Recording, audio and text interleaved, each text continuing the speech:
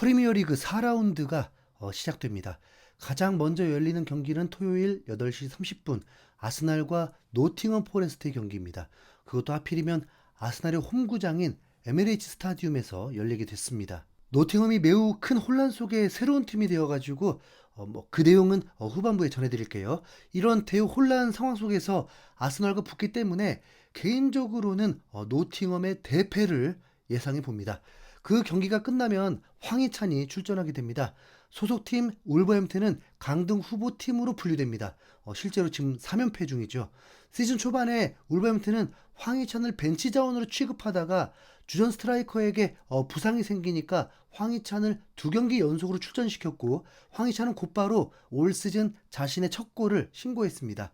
현재까지 한국 선수 중에 프리미어리그 유일한 득점자입니다.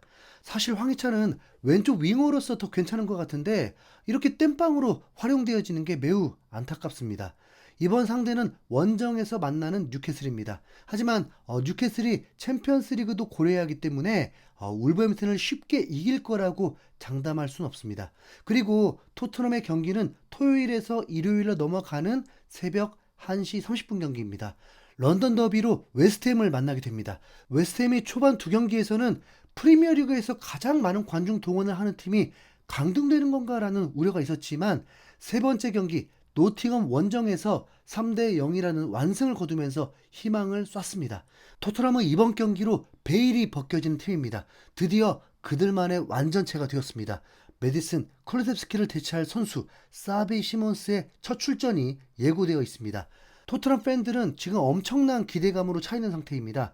사비 시몬스는 메디슨보다는 더 저돌적이고 활동량도 좋은 만큼 팬들은 기대하고 있는데 시몬스가 프리미어리그 첫 적응하는 경기라 해도 다행히 중원이 약한 웨스트햄을 상대하기 때문에 좋은 결과를 기대해 볼 수도 있습니다. 그리고 프리미어리그 4라운드 빅매치는 아마도 맨체스터 더비가 될 것입니다. 최악의 위기에 빠진 맨시티 대 하위권 팀 같은데 가까스로 1승을 한 맨유의 대결입니다. 기본적으로 맨시티가 이길 거라고 생각하겠지만 맨유가 1라운드에서 강팀 아스날과 비기는 흔적이 있었기 때문에 아직 조직력이 갖춰지지 않은 맨시티와 매우 흥미로운 경기가 될 것입니다. 이 경기는 일요일에서 월요일로 넘어가는 새벽에 열리게 됩니다. 그리고 최근 화제가 된 건 선수 이적 시장이 끝나자 갑자기 감독 이적 시장이 열리게 된 듯 프리미어리그에 큰 변화가 생겼습니다. 진짜로 노팅엄이 포스테코글루 감독을 영입해버렸습니다. 엔지 감독이 3개월을 푹 쉬고 곧바로 프리미어리그 감독직을 수행하게 된 것입니다. 우선 이건 뭘 의미하냐면 토트넘이 엔지 감독을 경질시키고 거액의 위약금도 다 지불했는데 엔지 감독은 곧바로 다른 팀의 감독직을 수행할 수 있도록 계약서에 길을 열어놓은 것입니다. 과거 포체티노와 무리뉴는 달랐습니다. 그 감독들은 토트넘에서 갑작스러운 경질 후에 곧바로 다른 팀의 감독직을 할 수 없었습니다. 아무래도 거액의 위약금과 얽힌 겸업금지 조항 때문이었을 것입니다. 하지만 엔지에게는 해당하지 않았습니다. 엔지 감독이 프리미어리그로 입성한 후에 남긴 족적에 대한 평가는 완전하게 갈립니다. 부임 첫해 흔들리던 팀을 리그 5위까지 끌어올렸고 그 사이에 부상 속출이라는 악재만 아니었으면 챔피언스리그 진출권이 걸린 4위도 가능했을 것입니다. 거기다 다음 해의 리그는 강등권 수준으로 추락을 시켜놓고 구단 역사상 17년 만에 토트넘의 유로파리그 우승컵을 안겨버렸으니까 매우 애매한 상황이 아닐 수 없습니다. 하지만 토트넘 팬들은 엔지 감독이 노팅엄 감독이 되자 아쉬워하는 반응이 그다지 많지 않았습니다. 오히려 팬들은 냉정한 반응을 보였습니다. 엔지 감독 실망이야. 범죄자와 일을 하다니. 토트넘의 문제를 일으킨 노팅엄을 엔지가 선택했어. 우승은 고마웠지만 당신을 응원할 순 없겠어. 엔지 빨리 말해. 정말 그와 친분이 있어?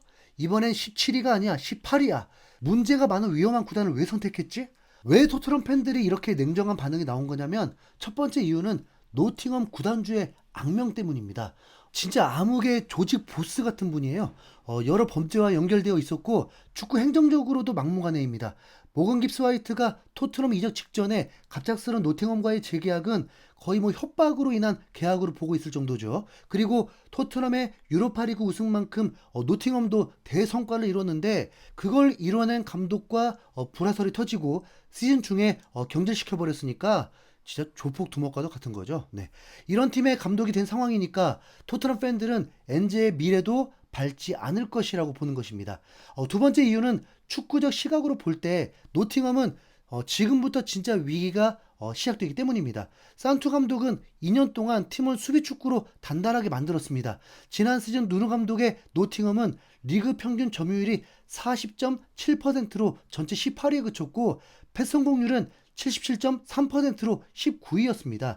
철저하게 지키고 역습하는 축구였습니다. 그런데 엔지 감독은 도가 지나친 공격 축구입니다. 지난 시즌 엔지 토트넘은 평균 점유율이 54.8%로 리그 전체 5위였고 패스 성공률은 85%로 7위를 기록했습니다.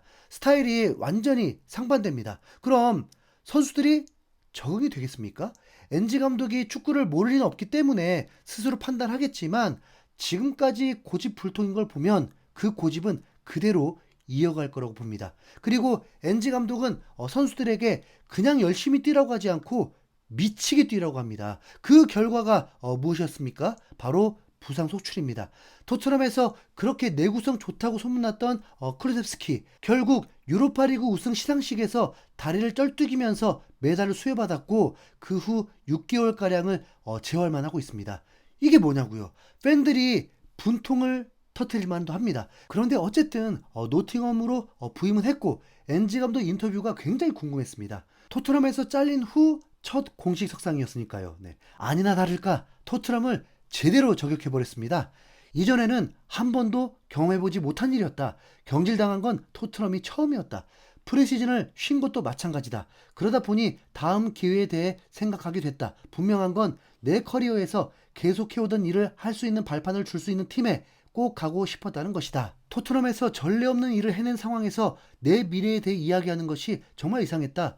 왜 내가 그런 질문을 받아야 하는지 의문이었다. 하지만 그게 현실이었다. 결승전 전에 이미 경질이 있을 것 같았고 퍼레이드를 하면서 끝났다는 걸 알았다. 난 내가 기회가 있을 거라고 생각했다. 토트넘 팬들은 날 응원했다. 내가 무언가를 잘한 건 분명하다. 트로피를 따내고 끝날 줄은 생각도 못했다. 이 저격이 과연 누구를 향한 것일까요? 레비 회장을 저격한 건지 토트넘 구단 자체를 저격한 건지는 알 수 없습니다. 그런데 정황상 보면 레비 회장도 뭐 잘리는 마당에 이 모든 것이 레비 회장의 갑작스러운 선택이라기보다는 어느 정도 예고되어 있었다고 볼 수 있습니다. 토트넘 구단이 대대적인 개편을 하려고 마음먹었던 것 아니겠는가 추측해 볼 수 있습니다. 엔지 감독은 노팅엄에서 어떤 결과를 낼까요?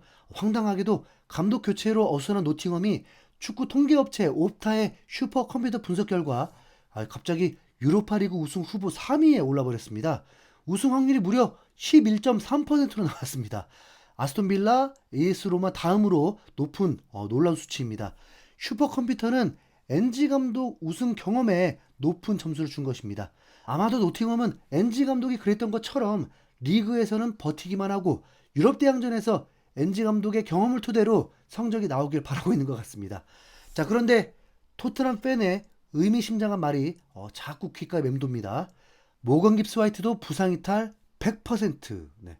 이렇게 되면 노팅엄 정말 답이 없는 것 아니겠습니까? 지금까지 신수염고래였습니다. 시청해주셔서 감사드립니다.